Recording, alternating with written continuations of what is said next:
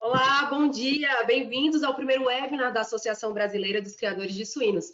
Esse que é exclusivo do Fundo Nacional de Desenvolvimento da Suinocultura, que conta com os contribuintes como associações afiliadas, produtores, frigoríficos, empresas do setor e varejo brasileiro. Meu nome é Daniele Souza, faço parte da equipe de comunicação da BCS e vou conduzir o nosso webinar Tendências e Perspectivas de Mercado e Consumo para a Proteína Suína, com a consultora Letícia Marodin, da Martins Consultoria, que nos acompanha aqui na tela. Bom dia, Letícia, tudo bem? Bom dia, tudo bem? Bom dia, seja bem-vinda. A gente também está aqui com o nosso presidente daqui da Associação Brasileira dos Criadores de Suínos. Bom dia, Marcelo. Bom dia a todos. Bom, gente, antes da gente começar, eu queria destacar primeiro como é que vai funcionar, né? Nós estamos ao vivo e é um evento interativo, então vocês podem enviar as suas dúvidas e as perguntas aí a partir da apresentação da Letícia, que a gente vai separar um momento após a apresentação para a gente responder. Então, antes de começar a palestra, eu convido o Marcelo Lopes para ele dar as boas-vindas. Bom dia a todos, bom dia, Letícia, bom dia aí aos produtores, frigoríficos, empresas amigas, ao varejo. E quero desejar a todos aqui uma boa reunião e a nossa expectativa, sem dúvida nenhuma, Letícia, ela é muito grande para que você possa nos apresentar aí esses resultados, né? Eu vou apenas falar um pouquinho aqui do nosso Fundo Nacional de Desenvolvimento, né? Para nós é um grande privilégio representar essa cadeia. Esse fundo ele foi criado exatamente para que a gente possa possibilitar as estratégias e olhar para fora das nossas granjas, né? Em fazer uma relação direta com os produtores, com a indústria e entender o consumidor, né? Ele trabalha fundamentalmente nas práticas e processamentos, né? Bem-estar, levando informação, gestão e boas práticas aos produtores, atua também na política, levando todas as informações necessárias dentro de Brasília, a promoção da carne suína, que também é sempre importante, hoje nós vamos ver quais são essas tendências, e na integração, não só dos produtores independentes, mas também com os produtores que são ligados às grandes agroindústrias, que são os produtores dentro do contexto de integração. Pode passar, Dani, por gentileza. Nós temos aqui, para nós, o prazer de ter conosco, né, várias associações que contribuem conosco aqui de uma forma voluntária e produtores também que estão juntamente conosco, os frigoríficos aqui ligados a essas associações, são todos os parceiros e, mais uma vez, quero aqui deixar o nosso agradecimento pelo incentivo voluntário de todos vocês, de estar junto conosco, de acreditar nesse grande trabalho, né? As empresas amigas, que todos os anos também estão conosco aqui, acreditam nesse trabalho, e agradeço aqui, em nome da BCS, a todos vocês. Ao varejo, ao Grupo Pão de Açúcar, Extra e Pão de Açúcar, que está aqui conosco também, a gente já vem num trabalho aí de alguns anos, né? Eu acho que a gente tem feito bastantes conquistas e não tenho dúvida que essa pesquisa também vai nos mostrar novos caminhos para que a gente possa aí realmente atender às expectativas, né? A gente tem uma pesquisa da Conra Insight, que mostra as 13 marcas mais lembradas pelos brasileiros. E é uma coisa bem interessante que essas marcas estão sendo lembradas porque elas passam a fazer um cunho social, um benefício social. E aí a gente pode destacar algumas, a Ambev, a Natura, a IP, que passaram a produzir o álcool em gel, ou seja, passaram a ter uma observação mais de cunho social, e isso tem levado essas marcas ao grande público, com acessibilidade maior. E os consumidores, atualmente, né, houve uma pesquisa da Kantar, trouxe principalmente algumas respostas, né, das tendências dos consumidores, né? 25% estão com um norte de mudança, ou seja, estão com outras expectativas, esperando novas expectativas, e nós vamos ver isso agora. 21% desses produtores, né, estão com praticidade, realismo. Não adianta mais ser otimismo, as pessoas estão querendo praticidade, as pessoas estão querendo um rumo para que a gente possa realmente entender as tendências e as perspectivas novas de mercado. E isso já traz exatamente as marcas, como a gente vem fazendo na BCS, né? Alguns materiais acompanhando essas pesquisas que a gente vem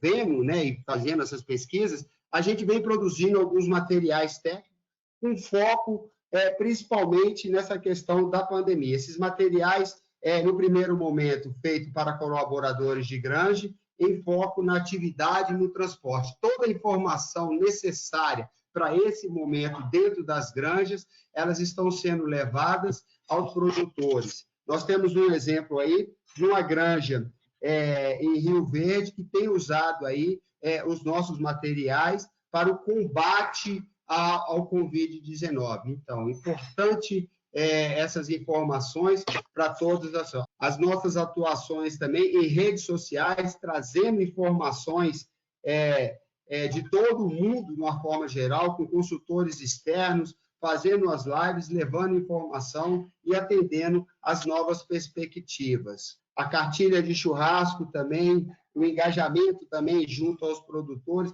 mesmo com toda essa pandemia, não tenho dúvida que nós estamos aí tentando acompanhar as mudanças no dia a dia. E agora, nós vamos aí ver um pouquinho do que foi essas tendências e perspectivas de mercado. E eu vou passar a palavra aqui para a Letícia. Vou falar um pouquinho da Letícia aqui, me passar aqui o currículo da Letícia, né? Mais de 18 anos de experiência de análise de mercado, estratégia e planejamento, e desenvolveu uma pesquisa com foco em proteína animal no varejo. Possui MBA em estratégia de negócios pela Michael Smith Business School e MBA em marketing pela FGV.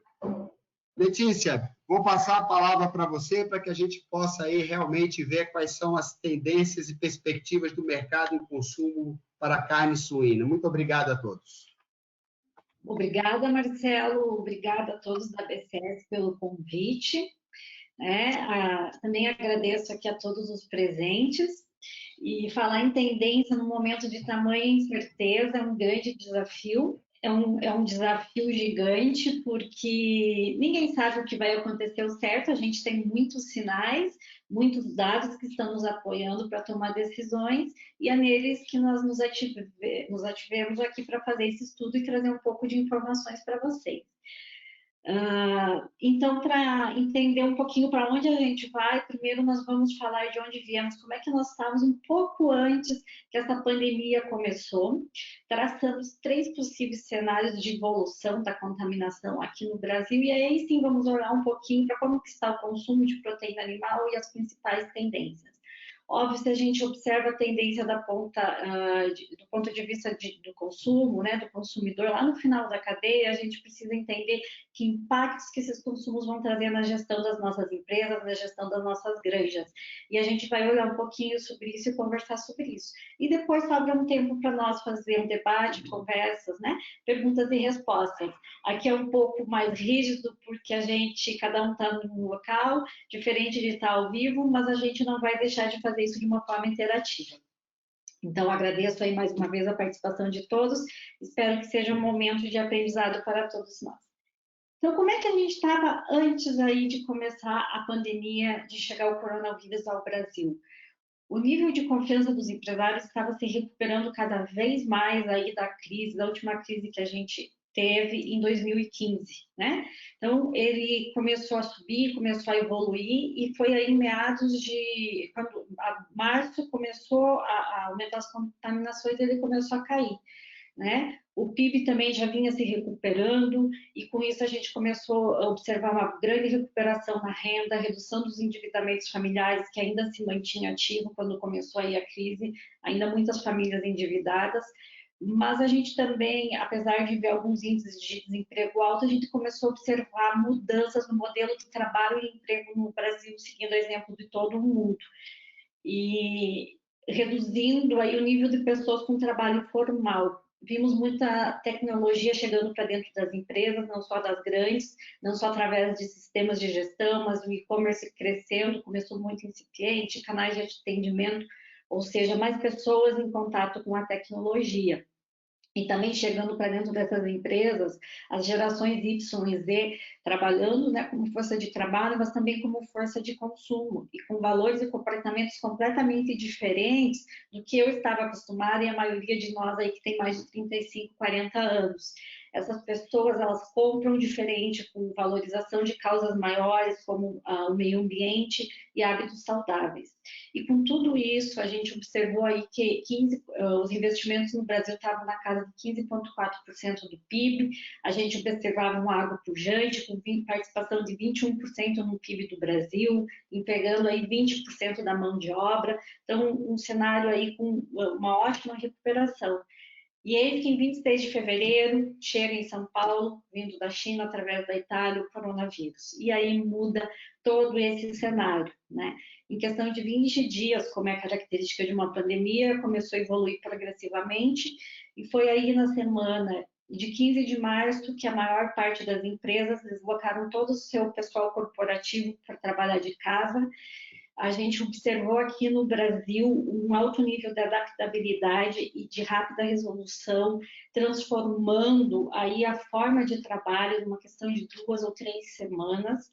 E aí, quando foi 23 de março, a maioria de nós estávamos nos nossos sofás e nós pudemos observar uma mudança drástica no consumo do Brasil, né? A gente observou aí que reduziu, através de um estudo dos cartões Elos aqui, pela estatística de uso do cartão, redução, por exemplo, de 82% com vestuário, 58% com restaurantes. Então, a gente observou a compra de alimentos saindo de bares e restaurantes e indo para supermercados ou empresas que tinham um bom delivery. Então, foi uma mudança que aconteceu muito rápida de consumo, de forma de trabalho.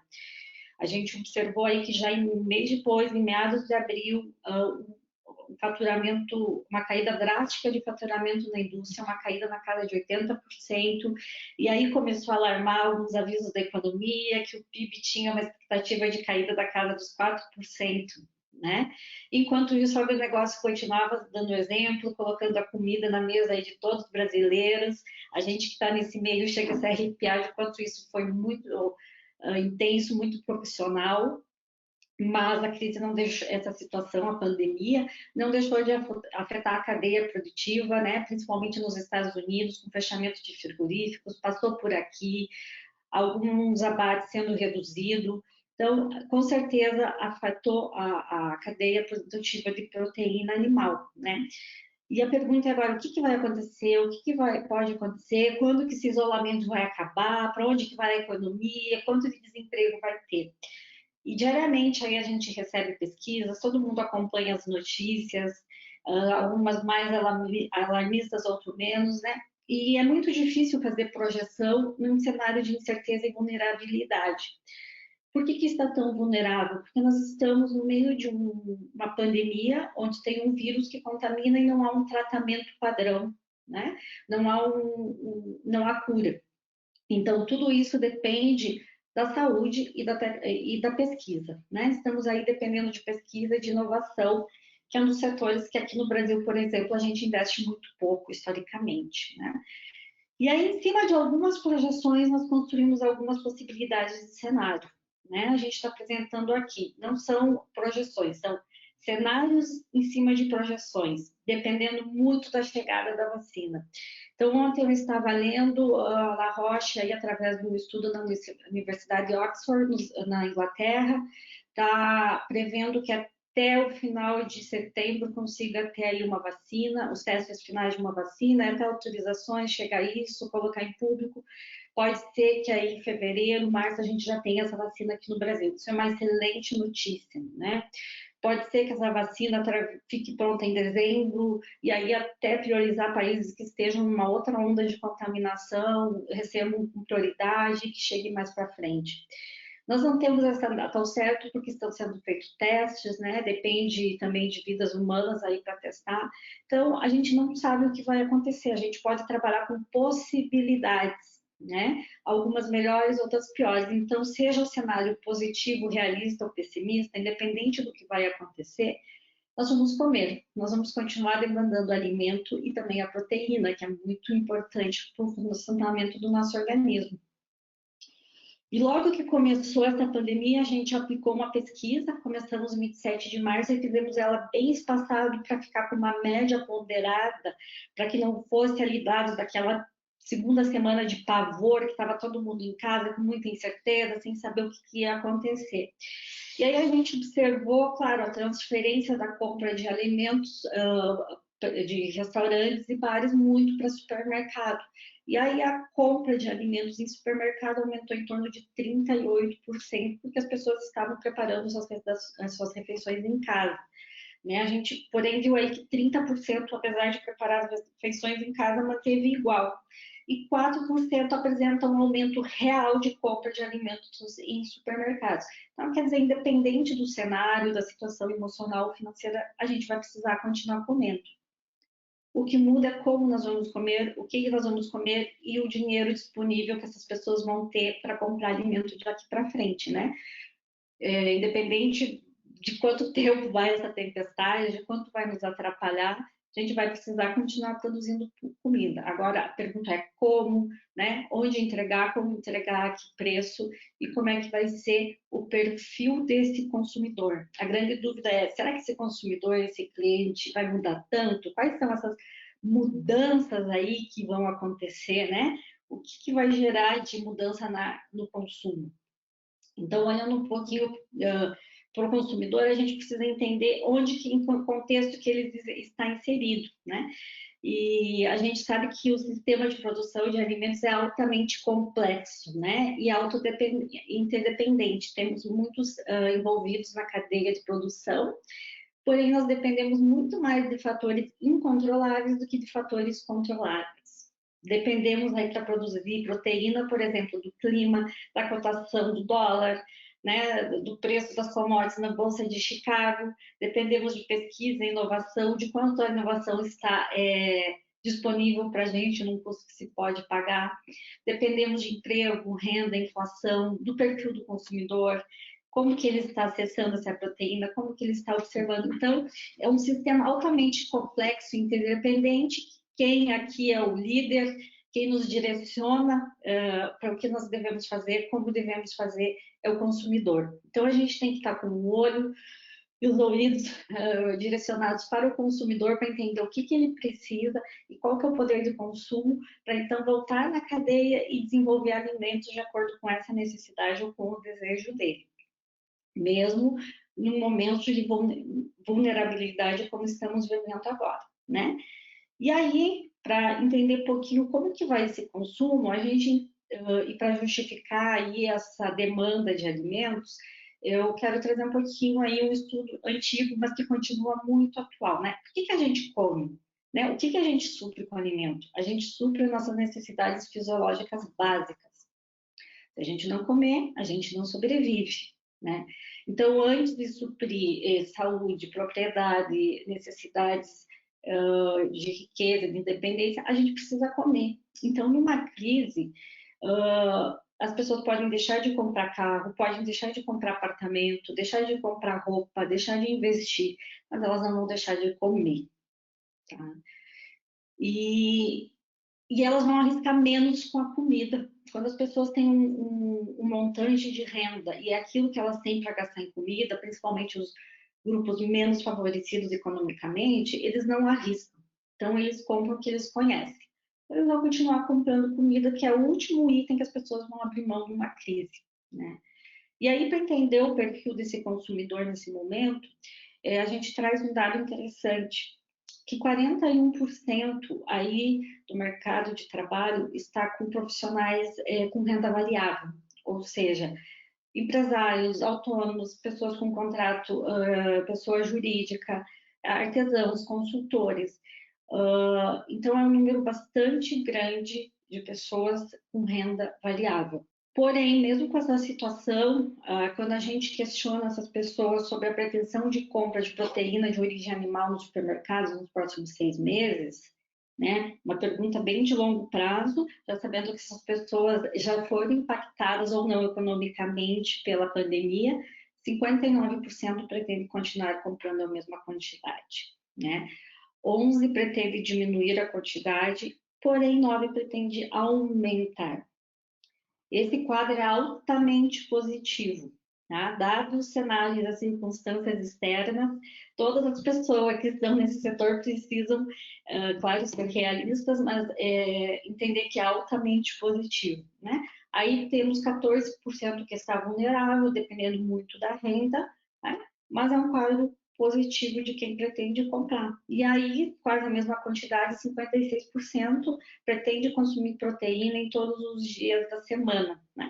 E você pode ver aqui do lado direito, do outro lado da tela, que poucas pessoas vão consumir poucos dias na semana. Então, a gente observa com esses dados que tem mercado consumidor para proteína suína.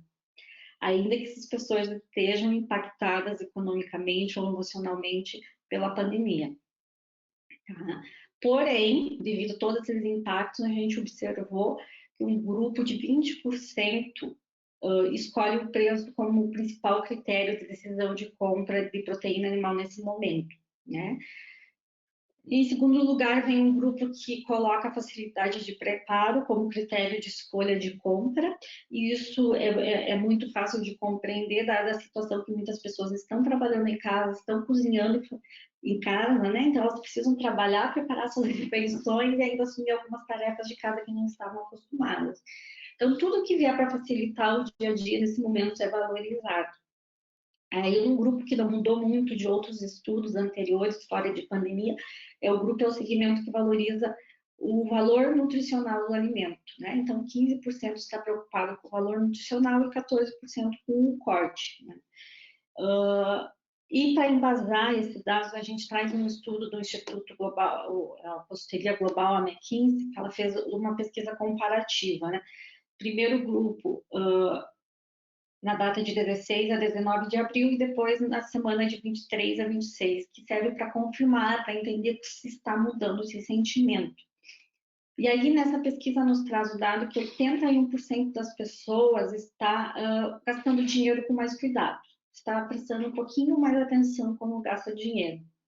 Altamente normal para o período que a gente está passando. Contudo, 51% teve algum tipo de impacto negativo em sua renda devido ao coronavírus ou à doença Covid.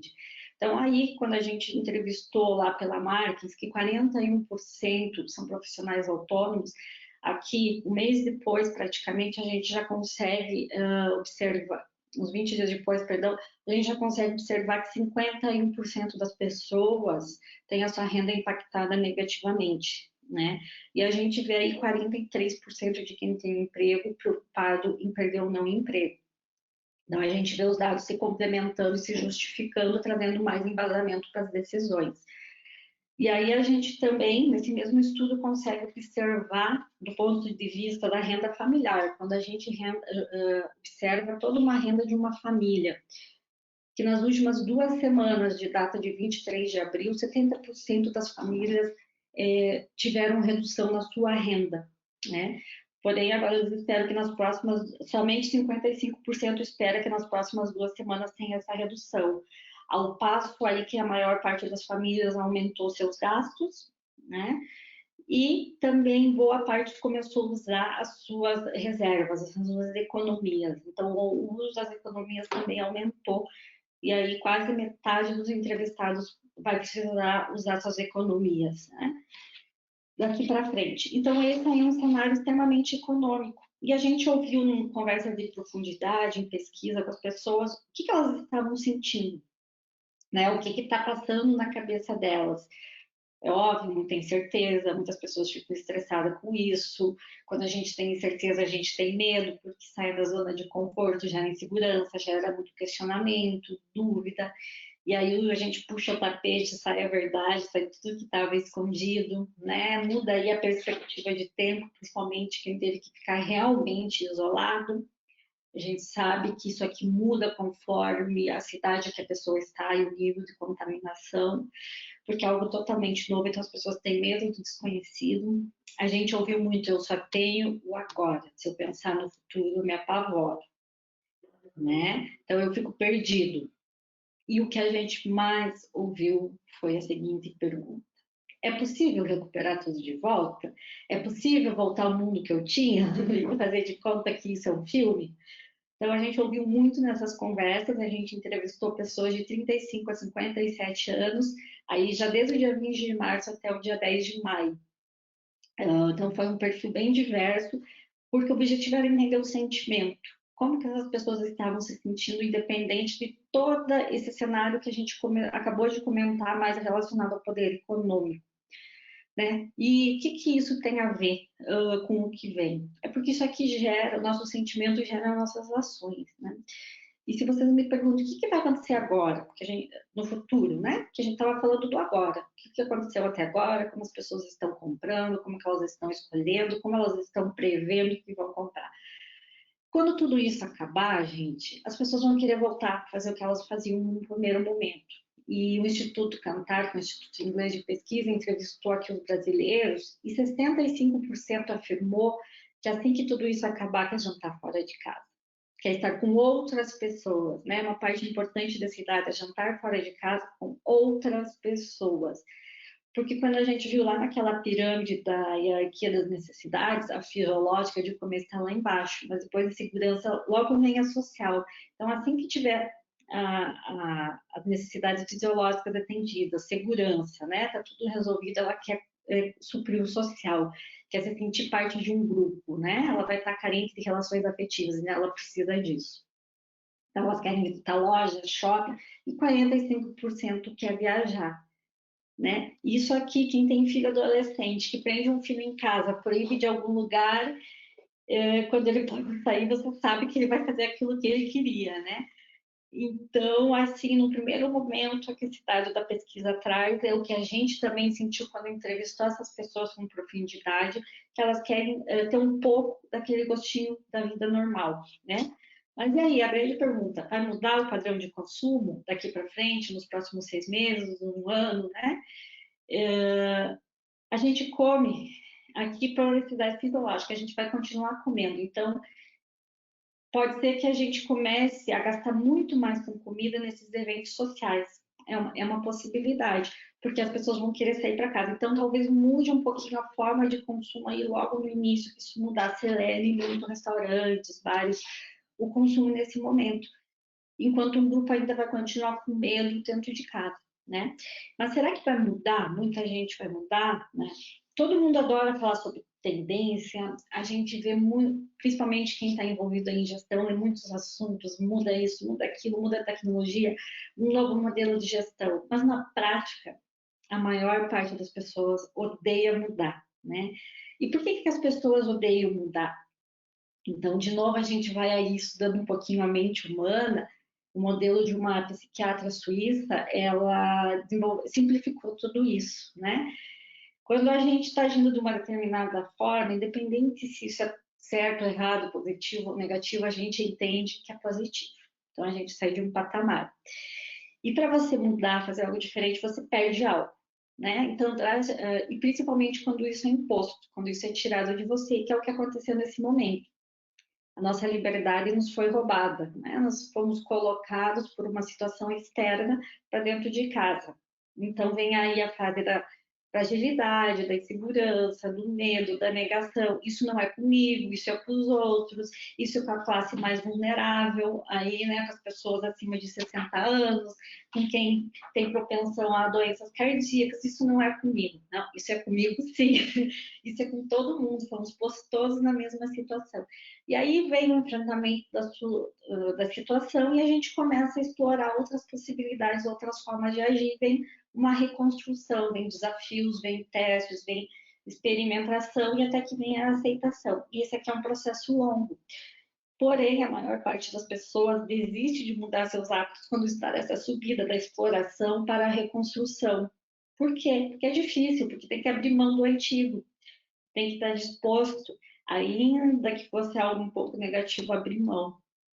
Então, sim, algumas pessoas mudam completamente seus hábitos, porque foram impactadas, né, pela situação, porém outras não. Então, aí nós vamos ter vários grupos, né? E quem é que vai mudar primeiro? Quem é que vai mudar mais rápido?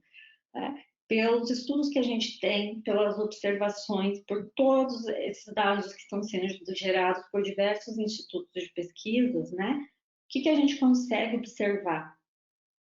Que primeiro vai mudar as pessoas mais afetadas diretamente, através de si, de amigos ou familiares que foram afetados pela Covid, né? Pessoas que ficaram doentes, foram internadas ou que perderam vidas, tá?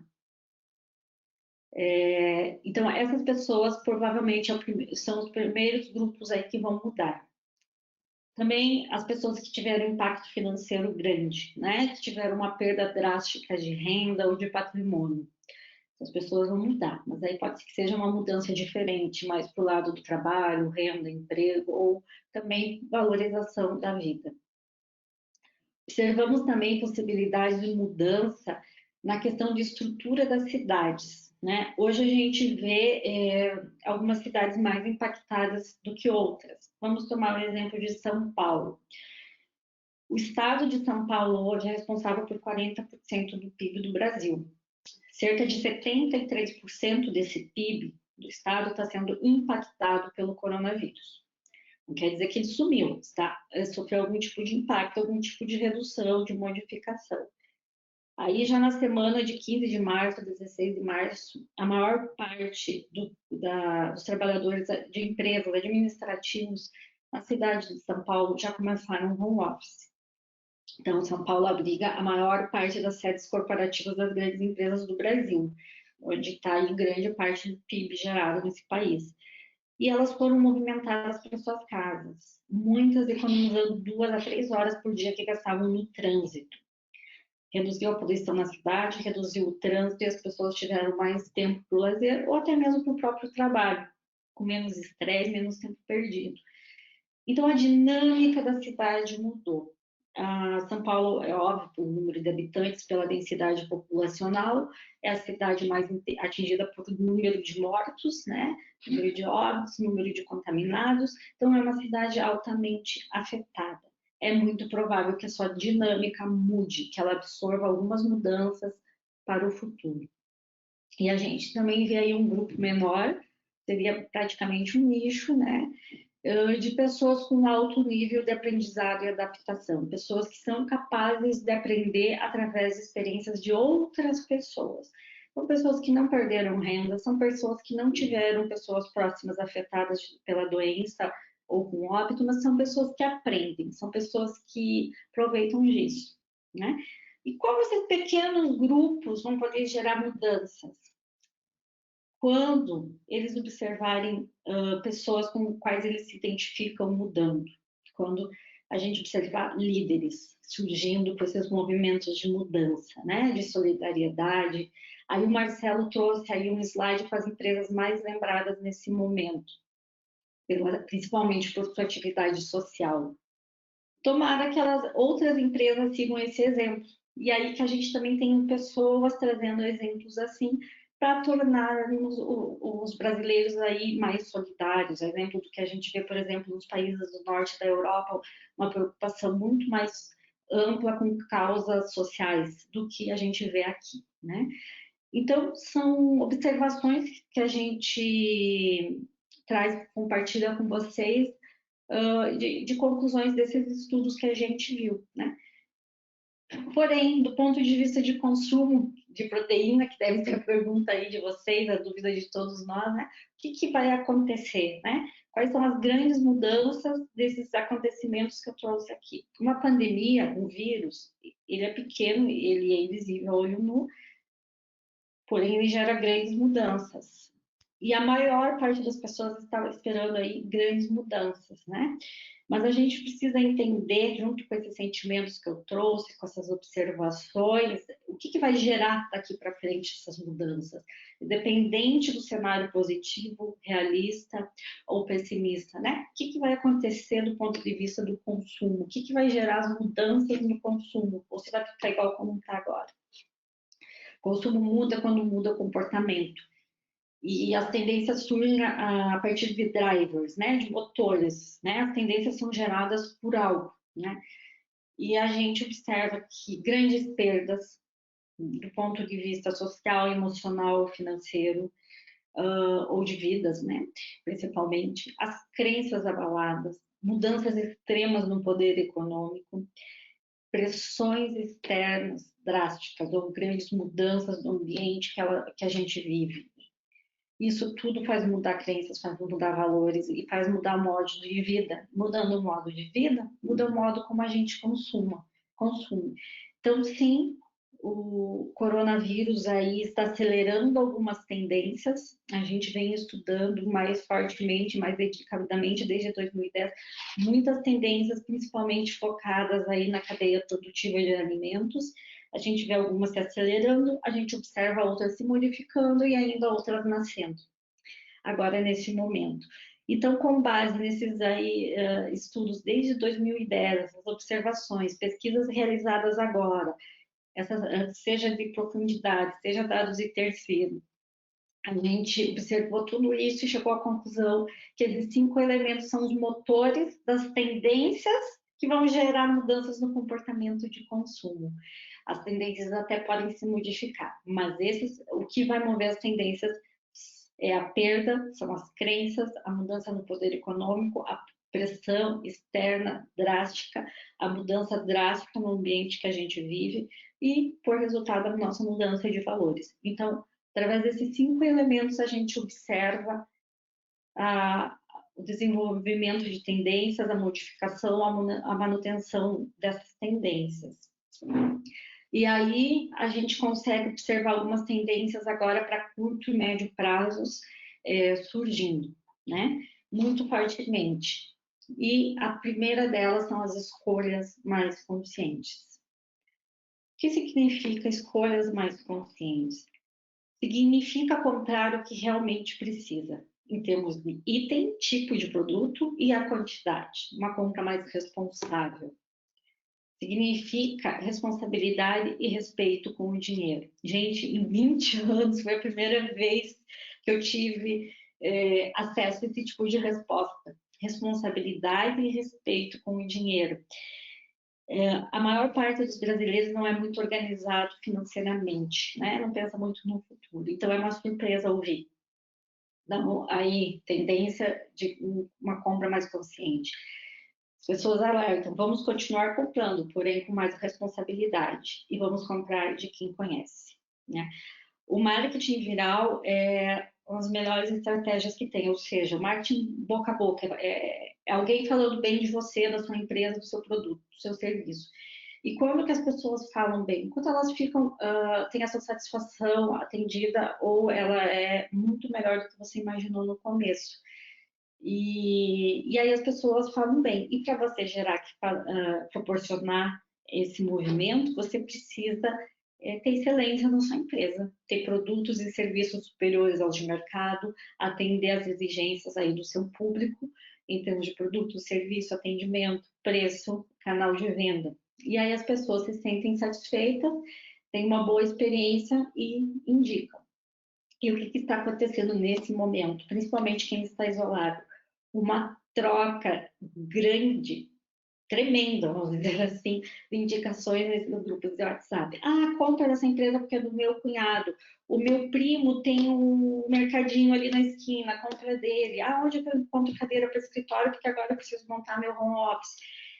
E aí está muita indicação. Eu compro de quem eu conheço, de quem eu conheço, conhece, né? Então está surgindo aí um movimento que é um movimento de compra de quem eu conheço e compra localmente. Isso é muito bom para as economias locais, que faz a economia circular. Então, o movimento aí de economia circular, o movimento de comprar de empresas que têm preocupação com causas coletivas, seja sociais ou ambientais, e as pessoas, devido terem ou a sua saúde impactada ou a possibilidade de ter a sua saúde impactada, estão se preocupando cada vez mais com o seu bem-estar e com a sua saúde. E aí a gente foi colocado, através da pandemia, no nível de igualdade com todo mundo, né? Estamos todo mundo obrigados a usar máscaras, precisamos ficar distantes uns dos outros, porém fomos colocados todos perante ao mesmo desafio, ao mesmo risco. E aí que no momento de consumo as pessoas tendem a buscar por autenticidade, por algo que, ainda que muito discretamente, as torne diferente dos outros. Ainda com toda essa consciência, com essa responsabilidade com o dinheiro, essa preocupação com algo maior, haverá um grupo preocupado com a sua autenticidade. E também incluo aqui alimento. Eu como isso, você não come, eu sou autêntico. Então, é uma tendência que vem para ficar. E a gente consegue embasar essas tendências com uma pesquisa da Centor, que é outro instituto global, que entrevistou os brasileiros também em 2 fases, a primeira entre 19 e 25 de março e a segunda de 2 a 6 de abril. E aí 68% dos entrevistados apontam que vão limitar o desperdício de alimentos. Eu fiquei muito contente ao ver esse dado, porque a gente sabe que 30% dos alimentos produzidos são desperdiçados quando saem da indústria. Então, que bom que tem essa consciência. 59% está disposta a comprar com mais consciência e saudabilidade, ou seja, se preocupar com a sua saúde ao fazer as compras. 54% deseja fazer escolhas mais sustentáveis, ou seja, se preocupar com o meio ambiente. 49% quer comprar com mais consciência de custo. O que é comprar com consciência de custo? É focar em preço. Então, a gente já vê lá aquela preocupação lá do início de quem vai escolher preço como na proteína animal como principal item, 20%. Quando você puxa isso para todo tipo de compra, aumenta. Quer dizer assim, então, menos economia com proteína, mais economia com o global, né? Que aqui é sobre item global, não é só sobre alimentação, é mais de comportamento. E 46% pretende comprar em lojas da vizinhança e 41% de marcas que conhece e confia. Então, são dados, como de outros também, que vêm embasar essas tendências. Aí você me pergunta, e o que isso tem a ver comigo? Tudo. Tudo. Porque se as pessoas querem consumir produtos mais sustentáveis, você precisa ver como pode incluir práticas mais sustentáveis de produção na sua granja ou na sua fábrica. Né? Você consegue fazer embalagens mais sustentáveis? Você consegue comunicar isso na sua marca? Isso consegue ser um propósito da sua marca? Né? Vocês vêm fazendo, seja através aí de alguns frigoríficos, através da associação que faz um trabalho excelente de promover os benefícios da carne suína. Eu observo que já desmistificou muito, mas ainda tem muito receio, muita dúvida em relação aos benefícios da carne suína. Então, ainda tem um trabalho grande a ser feito aí com o público para desmistificar isso, para ensinar a consumir carne suína, né? E quem sabe, se as pessoas entenderem que há práticas de bem-estar animal, que os animais são bem tratados nas granjas, eles podem estar propensos a consumir mais. Então, é importante adotar e comunicar práticas de bem-estar animal, de segurança humana, né? Que seus funcionários estão bem, que estão trabalhando dentro de todas as novas normas aí de produção de alimentos.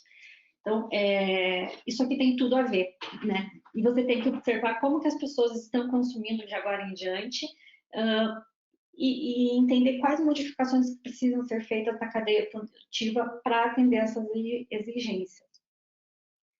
E aí, naquele primeiro item sobre limitar desperdício de alimento, tem uma ação bem básica que é desenvolver porções em tamanho adequados ao consumo.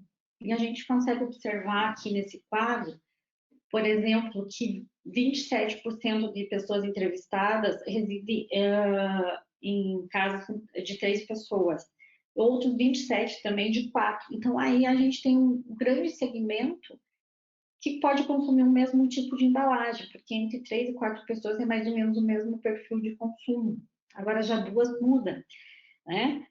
Muda um pouquinho. Então, a gente precisa entender se quem mora entre 2 pessoas tem um padrão mais próximo de 3 ou de 1. Acontece que o de 2 já é muito distante do 4, então provavelmente entre 2 e 1 aí a gente tem uma proximidade, um outro segmento para pensar em tamanho de embalagem. 5 já é um outro, provavelmente quem mora em 5 já vai considerar o preço como importante, né? Esse nicho aí de 8% que mora sozinho valoriza. Em geral, esse pessoal é aquele lá que valoriza mais o valor nutricional. Então, olhando para isso aqui, você pode pensar qual que é o tamanho das porções que eu tenho que desenvolver de agora em diante, pensando também em facilidade de preparo. A segunda grande tendência é a indulgência, né? O que é indulgência? É a alimentação como prazer. Como fomos aí jogados para dentro das nossas casas, proibidos de trabalhos em restaurante, aumentou o preparo e o consumo das refeições em família. E muitos de nós precisamos assumir que a gente havia deixado muito de lado, principalmente quem mora em grandes cidades, no dia a dia turbulento, quem trabalha aí em empresas distantes, não tinha tempo para isso. E a gente começou a recuperar isso e criar experiências novas, né? Isso aqui virou prazer, né? E a gente começou a ir buscar receitas de família, receitas da mãe, da avó, colecionar novos momentos, mas também lembrar de ritos antigos que foram deixados de lado. E aí vem memórias altamente positivas, vem ritos importantes. E é muito interessante criar momentos com a carne suína, né? Aproveitar a sensorialidade da carne suína nesse momento. Então, uma grande tendência é a refeição como indulgência, é valorizar o tempo, os pequenos prazeres, os ritos ao redor da mesa, a valorização desses momentos em família. Claro, sempre lembrando alimentos saudáveis, né? Marcas que eu confio, que eu conheço, mas associando as receitas e tradições familiares. A gente já observa aí um movimento de, lembra aquela receita que a avó fazia com aquilo? Então, tá voltando, né? Está sendo valorizado, já que eu não posso ir no restaurante. E o que a gente pode fazer, né, do ponto de vista da produção? Compartilhar receitas que vocês fazem muito bem, né? Mas estimular os consumidores que compartilhem suas receitas, suas histórias, suas experiências, seus ritos familiares, através de fotos, de vídeo. Tirar foto de prato é muito difícil. É difícil ter uma foto como essa, sim. E tudo que o consumidor é como fotografar o ângulo, a luz, a posição do celular, né? Então, cria relações afetivas. Ele está consumindo em momentos importantes da família, que os líderes da família precisam segurar o emocional aí da sua família. Então, crie relações nesses momentos de consumo agora, que é onde a alimentação está sendo um dos momentos mais importantes no dia a dia da gente. E a terceira tendência, que já está aí vindo há algum tempo, a gente começa a observar nichos e consumidores pedindo, e ainda demanda de muita tecnologia, principalmente na nossa cadeia de produção animal, depende de conectividade no campo e conexão entre toda aquela cadeia produtiva que a gente viu lá, né? Mas os consumidores, principalmente as gerações Y e Z, elas querem saber de onde que vem o alimento que ela está consumindo, como que é feito, quais são os ingredientes, né? Se tem rastreabilidade, se a empresa é ética, como os animais são bem tratados, se os trabalhadores estão trabalhando com segurança nesse momento, né? Qual a preocupação com a sociedade e com o meio ambiente. Isso aqui é uma exigência que só vai mudar. Aí você pode me perguntar, mas esse aqui é uma pessoa mais nova, aquele grupo de adolescentes que não tem poder de compra. Não. Grande parte pode ser das gerações mais novas. Eles podem ter poder de compra, mas a gente também observa pessoas de outros grupos, né? Eu vou trazer um exemplo aqui. Ano passado eu estava numa sala de aula, fazendo uma pós-graduação, uma certificação, e uma colega, CEO de uma empresa de tecnologia, ela tem mais de 55 anos, perguntou se eu não me sentia mal trabalhando com uma cadeia de proteína animal onde maltratava os animais. Ela não consome carne porque ela entende que os animais são maltratados, né? Porque ela não acredita nos benefícios da proteína, por causa do bem-estar animal. Então, uma pessoa com esclarecimento, com poder de consumo e que influencia. Então, não são só os mais jovens, e a gente tem que olhar para esse público. A gente observa aí que 76% de entrevistados na pesquisa que nós conduzimos se preocupa com os ingredientes do alimento que escolhe. 24% não presta atenção. Provavelmente esse aqui é aquele segmento que está mais preocupado com o preço, e algumas pessoas que não têm tanto hábito de compra, têm pressa, preocupado com outras coisas. Mas 76% se preocupa com os ingredientes. E aí o nível de gordura aparece como o mais importante.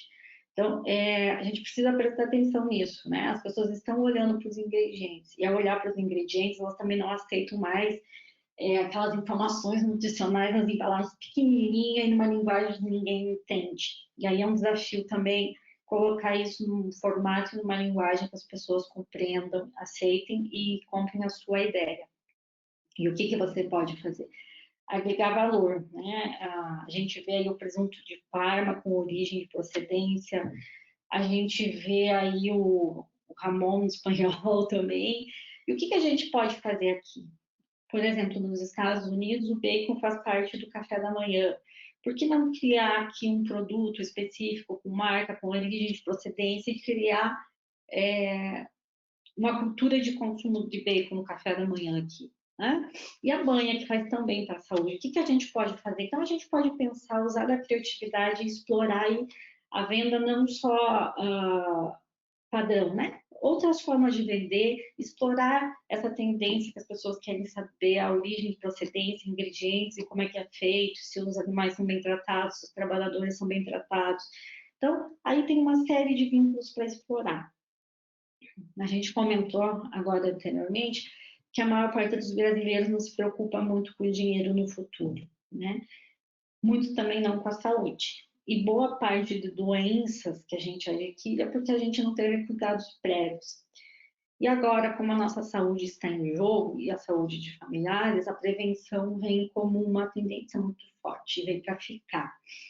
Então, assuntos que estão delicados e sensíveis e evitados aí na nossa vida, principalmente relacionados à sucessão, à herança, à segurança financeira, na economia, a gente está percebendo que eles estão vindo à tona, porque eles estão ameaçados. Então, cuidados com a saúde, exercício no sentido de prevenção, não de pensar no agora ou na estética, mas sim de prevenção, uma saúde mais perfeita. Exames preventivos, né? Pensar em economias e ter uma segurança financeira para aguentar os desafios, seja eles como forem. Previdência, aposentadoria, que é um desafio para a gente. Um tema que é muito tabu nas empresas e até dentro das famílias, né? É a sucessão. Se algo de errado acontecer, como é que vai ser daqui para frente na ausência de alguém? A gente não gosta de falar de morte, é algo triste, é algo doído, é um desafio, nós precisamos nos preparar. Quanto melhor estarmos preparados, mais fácil é de lidar depois. Então, são temas que a gente identificou e que apareceram aí nessas conversas, e muita tecnologia para predição de doenças. E com tudo isso, está complicando tanto, as pessoas estão querendo simplificar, uma busca por simplificar tudo. É simplificar seu dia a dia, é simplificar seu trabalho, é simplificar o tempo para limpar a casa, é ter mais tempo para o lazer, é tornar tudo mais fácil, né? Então, é colecionar prazeres através de momentos simples. Essa questão que a gente comentou lá da tendência da indulgência, da segunda, prazeres ao redor da mesa, né? Aí pode surgir mais para outras indústrias, mas muito equipamento fácil para cozinhar e para limpar a residência, né? E aí a gente pode pensar em equipamentos para preparo de carne, por que não fazer parceria com a indústria para desenvolver equipamentos mais apropriados? Por exemplo, tem aquele George Foreman Grill, né? Quanta propaganda fez? Aquilo lá é uma porcaria, tira toda a gordura da carne, você não consegue comer, fica duro. Então, por que não desenvolver algo que seja fácil, que aquilo, primeiro ponto de vista, você liga, põe na tomada, super fácil de fazer, não suja a sua casa. Mas não fica bom, não resolve. Por que não desenvolver uma parceria aí com quem produz equipamento para desenvolver um eletrodoméstico útil para preparar a proteína animal? Então, tudo que vier para simplificar a vida e sobrar mais tempo para lazer, vai ser útil, vai ser tendência, principalmente quem mora em grandes cidades, que é mais tempo livre, porque agora sentiu o gostinho. Então, facilidade de preparo para alimentos é outra tendência que veio para ficar.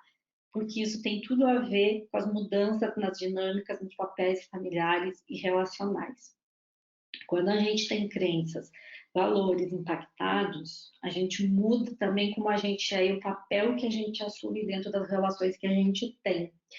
E aí, um grande número de pessoas começou a observar seu papel na família, em termos de responsabilidade, seu papel com o custo da casa, com a manutenção da casa, papéis, quem vai limpar a casa, quem vai fazer comida, né? Então, são coisas que antes ninguém prestava atenção, que agora precisa prestar atenção. Então, essas dinâmicas estão sendo revisadas. E com isso também muda os valores. E muda os valores de todo tipo de laço afetivo e de relações de amizade. Então, aí a gente começou a observar uma reestruturação, né? E como a gente já viu lá na tendência 5, uma volta do que é o essencial, valorizar o que é extremamente essencial nessas relações familiares, tá? Então, estão sendo rediscutidos esses temas, e aí entra lá a primeira e a segunda tendência, que provavelmente na questão de alimentos vai ser comprado o que é melhor para a família, o que é melhor para o grupo que eu estou inserido, o que é mais saudável, o que se adequa a todo mundo. E não poderia deixar de falar, não é menos importante por estar aqui na última, mas da tecnologia. A gente ouve falar muito e fala muito da tecnologia. Nós temos aí, provavelmente, desenvolvido a tecnologia que a gente pode usar para o resto da vida, né? Antigamente era desenvolvida a tecnologia e levava 20 anos para se tornar acessível aí para a massa. E muita tecnologia que existe ainda não está acessível. A gente sabe que tem robô, mas é caro. A gente vê aí a internet das coisas, muitos aparelhos, mas ainda tudo muito inacessível devido ao preço. E como em questão de 30 dias, no mundo inteiro, muitas empresas tiveram que se adaptar, muitas pessoas se adaptar, mesmo aquelas com dificuldade de uso, muito aquelas com dificuldade de acesso, a gente percebeu aí que a democratização da tecnologia veio para ficar. E o que é democratização? É tornar mais acessível, seja do ponto de vista de usabilidade, do ponto de vista de compra, de capital para usar a tecnologia. Quando você tem mais escala, teoricamente o preço se reduz um pouco. Então a gente observa aí uma tendência que o preço torne a tecnologia mais acessível para mais pessoas. E o exemplo do aplicativo do coronavírus era excelente. Ele foi desenvolvido rápido e pessoas que nunca imaginavam poder manusear um aplicativo de celular estão conseguindo por pura necessidade.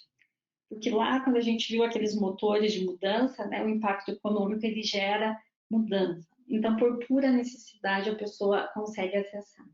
E aí a gente vê a medicina lançando mão de muita tecnologia, a gente vê os eletrodomésticos que nós acabamos de comunicar, o teletrabalho fazendo parte aí da vida das pessoas e vai precisar de mais tecnologia, como uma simples assinatura digital para certificar o documento. A gente vê cartórios mudando muito, a gente vê tendência para casas, empresas mais tecnológicas, ou seja, consumidores mais conectados, e aí o campo vai precisar estar mais conectado também, até para fornecer aquela rastreabilidade que está sendo demandada. Então, aí uma tendência é democratizar a tecnologia, torná-la mais acessível do ponto de vista de preço e de usabilidade para todo mundo, né? E o que tudo isso tem a ver com as nossas empresas? Se o consumidor está mudando, a gente também tem que mudar, não só os nossos produtos, mas muitas vezes a forma que a gente conduz as nossas empresas para poder desenvolver esses produtos adequados com esse perfil para esse novo consumidor. Então, o produto de vocês chega aí para o consumidor através do varejo. E a gente viu aí que o varejo, o setor o varejo alimentar, foi impactado positivamente durante essa fase. Que as pessoas não abriram mão de comprar itens básicos de higiene, saúde e alimentação. Então, a gente observou aí compras com mais volume e menos frequência. A tendência agora são compras com mais, pela grande massa, né, olhando o Brasil como um todo, generalizando, mais frequência e menos volume. Por quê? Porque quando o poder de renda é diminuído, a pessoa, e a gente vê quase metade da população com a renda variável, vai comprar conforme a sua geração de renda ou seu acesso ao crédito. e para evitar muito endividamento, vai tentar equilibrar isso tudo. E aí, linkando com a tendência de um consumo mais consciente, vai comprar sempre o que precisa, né? Em termos de item e quantidade. Então, menos volume e mais frequência. Nessa mesma pesquisa, também traz lá da pesquisa da Center, depois vocês podem ver, são menos compras, né? Então, a gente percebe muito fortemente. Houve um grande aumento de compras online durante esse período, mas a gente acredita que vai haver redução, muitos vão continuar. Mas o desafio do varejo, principalmente o grande aí, é aprimorar essa experiência. Algumas redes varejistas estavam preparadas, outras não. A gente observa ainda que aquelas que estavam preparadas, com alguma deficiência de item online, que você não consegue comprar de jeito nenhum online, aí você precisa correr para o mercadinho da esquina, quem tem mercadinho na esquina, quem não tem, aí sofre um pouquinho mais. Então, aí um desafio grande de ainda aprimorar toda essa experiência online, precisa evoluir muito para poder manter um grande volume de compras online. A gente observou na pesquisa do Rojo de 2019 que 32% da carne suína consumida é comprada em açougues, casas de carne, mais 4 mini mercadinho aí da vizinhança, ou seja, 36%. Os supermercados, os hipermercados, têm uma habilidade em treinar seus funcionários, em expor, tem uma gestão de dados, tem, né, sistemas, então tem tudo automatizado. Eles conhecem quem está comprando, investem em treinamento para vender melhor. O que não é a mesma realidade do pequeno varejo, dessas açougues, casas, mini mercadinhos, salvo exceções. Então, essas pessoas, elas precisam aprimorar muito do que diz respeito os produtos no ponto de venda, a experiência de compra, atendimento, né? Então, se tem uma tendência a valorizar, esse pequeno varejo precisa melhorar, e eles têm um desafio de aprendizado. E tudo que o grande lá sabe, nem sempre o pequeno sabe. E também não tem condições de investir, treinamento, sistema. E aí, por que não quem produz alimento ajudar esse pessoal a vender, né? Treinar, dar dicas, disposição, treinar o açougueiro sobre seus cortes, sobre a qualidade da sua produção, o diferencial da sua carne do que dos outros. Preparar essas pessoas para vender. É a sua responsabilidade nesse momento, não só gerar o crédito que eles vão precisar, não só entregar nas quantidades e nos prazos que eles precisarem, mas também ensiná-los a vender, ensinar a diferenciar seu produto, a explicar os benefícios do seu produto. Eles são um canal importante de venda. Em 2019, aí apareceu 36% de participação. Se as pesquisas de tendência estão certas que vai aumentar as compras no pequeno varejo alimentar, é nosso desafio treinar esse pessoal, né? E agora, olhando para dentro aí de nossas empresas do ponto de vista de gestão, né? Aqui não é o grande foco, mas a gente vai trazer, são temas amplos, profundos, e que valem a pena estar no seu caderninho, na sua tela, para prestar atenção, para você observar o que precisa rever daqui para frente, né? O que precisa aprender, o que precisa melhorar, o que já está legal para manter. Então, é o que a gente acabou de falar. O pequeno varejo vai precisar de crédito, né? A gente não sabe até onde vai esse isolamento, até onde vai a situação financeira do país. Então, precisa cuidar da saúde financeira da sua empresa. Minha sugestão é manter a saúde do fluxo de caixa, né? É repensar essa cadeia logística que foi altamente desafiada nesse período. Tem um plano de gestão de risco, vai melhorar atendimentos ao varejo, se preocupar com saúde, segurança, sustentabilidade, ética e toda a governança da sua empresa. E a gente vai falar um pouquinho mais aqui, mais de alianças e parcerias de negócios, como aprimorar, como otimizar seus custos, né? Como otimizar processos, como poder desenvolver novos produtos em parceria, né? E como aprimorar seu relacionamento com o consumidor através da sua marca. O consumidor está nos dando sinais que ele vai mudar. A gente acabou de trazer aí algumas tendências. Claro que não é 100%, sempre por nicho, segmentos, e a gente precisa ouvir sempre. A gente não sabe se isso vai se modificar conforme a evolução, a redução da pandemia. Então, nós precisamos continuar ouvindo o consumidor, entendendo como eles escolhem, por que escolhem, ou melhor, por que não escolhem. O mais interessante é ouvir o que não está sendo dito. A gente tende a conviver com pessoas que pensam do mesmo jeito que a gente, né? Que gostam do que a gente gosta. É legal conviver com grupos e escutar grupos que pensam diferente, que têm hábitos diferentes, para entender por que não estão comprando o nosso produto, né? Então fica aí, vamos educar o consumidor, estar próximo, criar as relações emocionais através de uma marca mais humana, mais preocupada com o social, com causas mais amplas. E aí a gente precisa aproveitar toda essa cadeia que a gente tem de produção, se unir, desenvolver parcerias, entender o que cada um pode colaborar para a gente conseguir juntos continuar dando um exemplo aí de um agronegócio pujante, com grande participação e segurando essa economia, né? Que tem muita oportunidade, a gente tem 209 milhões de brasileiros que vão precisar comendo, tem muitos que exportam, quem não exporta, eu sugiro aí que pense um pouquinho, que tem muita oportunidade vindo. Tá? Já no longo prazo, não para pensar agora, mas para observar para o futuro a questão de carnes de laboratório e vegano. Mas isso é um assunto que pode sair agora de cena e deixar para alguns meses mais a gente conversar e se preparar. E como mensagem final, quero deixar aqui algo muito simples que eu vi numa palestra. O mundo pode estar favorável ou desfavorável. Isso depende se essa empresa está adaptada ou não para a situação interna. Então, nem sempre o mundo vai estar do jeito que a gente gosta, aquele ecossistema lá que é amplo, interdependente, complexo e incontrolável, não depende só da gente. Mas como a nossa empresa está por dentro, depende da gente. A gente precisa se adaptar, né? E a gente pode agora, com todos esses desafios, tomar nota, formar um manual de crise, gestão, tudo que você passou por desafio, como resolveu, o que deu certo, o que deu errado, que você mudou rápido, como mudou. E aí isso fica um manual de lições aprendidas, porque importa mais como você gerencia a sua empresa do que os impactos. Então, uma empresa mais preparada vence e sai melhor do momento sensível como o que nós estamos vivendo. Então, agora a gente vai um pouquinho para um tema de perguntas, respostas, né?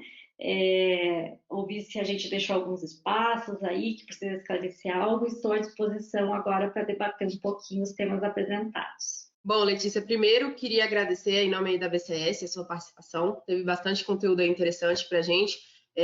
Contamos aqui entre os participantes profissionais da área de marketing de frigoríficos, que são temas muito importantes, né, para eles desenvolverem o trabalho deles. Temos também profissionais aí de empresas amigas da suinocultura, que são as do setor, que também acompanharam bem a gente, além das associações, que são nossas afiliadas e que também contribuem com o FNDS. Então, eu acho que esse leque que você trouxe de informações acaba encaixando em algum momento da realidade que cada um está passando e, com certeza, vai ajudar bastante estar munido dessas informações, né? A gente recebeu bastante pergunta aqui e eu queria começar com você aí com a pergunta. 59% das pessoas, conforme aí você apresentou no slide, pretendem continuar a comprar proteína no supermercado. Você pode comentar um pouquinho sobre essa preferência das pessoas e o que representa esse dado assim, para a cadeia de oportunidade? Sim, então a gente questionou, é uma pergunta aí de longo prazo, porque a gente sabe que agora as pessoas estão focadas em comprar alimento, algumas em estocar alimento, mas e daqui para frente, né? Então, 50, vamos dizer 60% aí praticamente quer continuar consumindo. Isso é muito bom porque a proteína está no prato, proteína animal está no prato do brasileiro, ela faz parte da refeição. No momento onde a gente tem a nossa saúde ameaçada, a nossa renda ameaçada, a gente escolhe muito o que põe no prato. Então, a proteína está aí preferida por mais da metade dos itens, por mais da metade dos brasileiros como item de alimento para seu consumo no dia a dia. Isso é muito bom, que ela não foi deixada de lado. E quanto mais a gente ensinar sobre o seu valor nutricional, sobre a importância dela para a nossa saúde, mais ela vai fazer parte. Então, ainda tem espaço para ensinar e para crescer. Certo. E aqui também outra pergunta. O que pode ser feito na cadeia de suínos, na sua opinião, para conquistar mais consumidores ou fidelizá-los, considerando todo esse sentimento de incerteza que a gente está passando agora? Essa segurança que a carne suína faz bem para a saúde, que ela é produzida sob condições de segurança humana dos trabalhadores, de bem-estar animal, de sustentabilidade, né? Quantas empresas aí não têm um sistema de de geração de energia através dos resíduos, né? Então, por que não comunicar isso? Tem muita gente que não conhece esses processos, são práticas interessantes de serem compartilhadas, né? Então, destacar, passar segurança. Agora a gente precisa passar segurança para o consumidor, né? Não gerar nenhum tipo de dúvida que ele possa desconfiar da forma como a proteína é produzida e da sua capacidade de gerar valor nutricional e saudabilidade para a gente. Ótimo, Letícia. Outra pergunta aí também, na sua visão, qual o papel dos profissionais de marketing e comunicação do agronegócio nesse momento que a gente tem, que a gente já falou de oportunidade e dessas mudanças do consumidor também? Nós temos dois papéis. Um deles é entender o que esse consumidor está sentindo, né? Analisar dados com racionalidade, não com a nossa emoção, com o nosso sentimento, mas olhar para fora, sem misturar com o que a gente pensa, né? Então, ter uma racionalidade, observar esses dados, coletar dados fiéis, observar para desenvolver estratégias aí de consumo, mas também comunicar o que está sendo feito na cadeia, comunicar cada vez mais os benefícios, porque ainda tem muito mito para ser esclarecido. Ótimo. Vamos então agora para mais uma, que a gente também coletou aqui. Na sua visão de toda essa pesquisa que você fez aí, né, que foi bastante extensa, como que as empresas podem potencializar a sua atuação no e-commerce, por exemplo, que está sendo, né, bem procurado aí pelas pessoas e também como uma oportunidade? Tá. Nós temos, podemos falar do e-commerce do ponto de vista do varejo e do ponto de vista da indústria, né? A gente fala muito pouco do e-commerce do ponto de vista da indústria, né? Principalmente aí de alimentos. Será que uma indústria pode vender para o varejo através de e-commerce? Será que a gente precisa do vendedor indo até lá para fazer o pedido, ou precisa dessa interação humana, de um telefonema, de um e-mail? Então, por que não, dentro de todo esse repensar que nós temos agora, e quando a gente observa aí a renda diminuindo, a gente precisa olhar para o custo das empresas para não aumentar o preço do alimento. Né? Então, a gente tem que revisitar o custo. Será que o e-commerce não pode reduzir meu custo? Né? Será que quem já conhece meu produto não pode comprar de mim online? Então, isso vai desenvolver sistema, tecnologia e uma cadeia logística ágil para entregar o varejo. E o varejo aí tem um desafio, e a gente observou que a maior parte das redes não estavam preparadas para uma alta demanda online. Em termos de profissionais para entrega, em termos de sistema, em termos de atualizar esses sistemas, né? Tanto de qualidade quanto de colocar os itens disponíveis ali. Então, tem muito trabalho a ser feito. Muitos têm a tecnologia, mas não estão explorando. Então, precisa treinar as pessoas aí dessas empresas para usar a tecnologia. Muito bom esse seu ponto de vista aí, para a gente também refletir. E eu queria também fazer mais uma pergunta. Dentro desse cenário que a gente também conversou aí, o que é importante considerar nas tomadas das decisões para atender esse novo consumidor pós-pandemia? Né? Assim, eu sei que a gente falou bastante disso, mas de forma resumida, você simplificar assim, sei lá, umas 5 dicas para a gente poder levar em consideração, igual você falou, anotar lá no caderninho, estar sempre atento a isso para poder conseguir. Né? Então, para atender o consumidor, eu só vou atender quem eu conheço, eu só vou satisfazer quem eu conheço. Então, eu preciso saber quem está comprando o meu alimento, né? A maior parte das empresas é focada na produção. Isso já mudou muito, mas ainda a maior parte é focada na produção.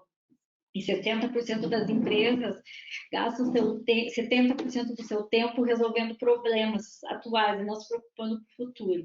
Então, a segunda dica é se preocupar um pouquinho mais com o futuro desse consumidor, para onde ele vai, os sinais que ele está emitindo, o que ele está falando agora que pode modificar o consumo lá na frente. Então, prestar atenção, ouvir, observar como ele está se comportando, que grupos que ele anda, né? Por exemplo, esse grupo de veganos, como que está influenciando quem consome proteína animal? Que esse pessoal é bem educado, pode ser um nicho, pode ser, algumas pesquisas dizem 2% do mercado, outras 8%, outras 5%, pode ser um nicho, mas eles estão muito mais educados do que quem consome, então não podemos deixar esse grupo ser impactado, precisa gerar informação para esse grupo, precisa educar esse consumidor dos benefícios e precisa também, por último, entender quem não está comprando, por que não está comprando, qual que é o empecilho, né? Então, cada vez mais conectado, uma relação aí de entendimento e conhecendo esse público, entender por que compra, por que não compra, onde você está falhando e como melhorar. Ótimo, Letícia, muito obrigada. A gente encerrou aqui as perguntas, tá? Queria te agradecer. Também avisar para quem está assistindo a gente que a gente vai disponibilizar a apresentação da Letícia para vocês poderem, né, consultarem esses dados, poderem dar uma olhada mais aprofundada aí. E também queria abrir um espaço antes da gente entrar para o nosso encerramento para você falar mais alguma consideração, caso você queira. Então, tá. Eu quero agradecer a oportunidade de estar com vocês. É um momento altamente desafiador aí para a gente mapear mercado, trazer tendências, porque dá uma dinâmica muito grande. A cada dia a gente recebe novas informações, a gente está sempre observando isso, e a gente aconselha aí fortemente que vocês também façam uma observação muito mais acentuada, não só para resolver os problemas do dia a dia, mas pensando um pouco aí no que vem nesse futuro, né? Claro que ele é muito dependente do emprego, da renda e da evolução da pandemia, e exige aí um esforço muito grande de gestão e estratégia, tanto no curto quanto no longo prazo. Mas cuidem da sua empresa, que uma empresa bem gerida, bem adaptada, vai fazer sucesso. Tem muito mercado aí para consumir proteína, tem como evoluir e sair bem disso tudo. Tá bom, Letícia, muito obrigada. Agora, só para a gente finalizar aqui, eu queria compartilhar aí com vocês, aproveitar que está chegando aí a hora do almoço, para a gente convidá-los aí para continuar apoiando o nosso trabalho, né? Prezando aí pela carne suína. Ela realmente é muito rica em oportunidades para a gente poder trabalhar. Então, ela é muito saudável, ajuda na imunidade, né? A BCS tem trabalhado muito com isso junto com as estaduais e com os frigoríficos. E a gente também tem um canal aí para divulgar com vocês, para vocês sempre acessarem, que são as nossas redes sociais e também o nosso site. Então, aí do lado da BCS, aí a BCS Agro, ou www.bcs.org.br, vocês encontram informações técnicas daqueles materiais que o Marcelo falou com vocês também aí na fala dele, então vocês podem acessar todo esse conteúdo. A gente também está agora no LinkedIn, então a gente convida vocês também para nos seguir lá. E o nosso canal voltado aí para o consumidor, que é o Escolha Mais Carne Suína, que a gente está aí no Instagram e no Facebook, além do nosso site, que tem receitas, que tem dicas, que tem vários conteúdos de saúde que vocês podem também replicar e sempre consultar. Bem, então, Dani, Oi, Marcelo. Eu queria só fazer um agradecimento aí, parabenizar a Letícia aí pela pesquisa, sem dúvida, foi muito esclarecedora. Eu acho que levantou aí muitos aspectos importantes para nós todos, né? E eu quero deixar aqui o agradecimento aí, não só a você, mas como a todos os participantes que aqui estão. Nós estamos com um grupo aqui bastante heterogêneo neste momento, e fazer aí o agradecimento em nome aí de toda a suinocultura pelo seu trabalho, que foi realmente bastante esclarecedor, e agradecer a todos aí pela presença, tá bom? Dani, está com você aí para fazer os encerramentos, tá bom? Muito obrigado, um grande abraço a todos. Marcelo. Obrigada. Bom, pessoal, então é isso, a gente está encerrando então o nosso webinar. Mais uma vez agradecer a presença de todos vocês, contribuintes do Fundo Nacional de Desenvolvimento da Suinocultura. É um projeto muito importante da BCS que desenvolve ações nacionais para poder estar sempre comunicando com todos os elos da cadeia. Então, mais uma vez agradecer aí a Letícia e a participação de vocês e até a próxima.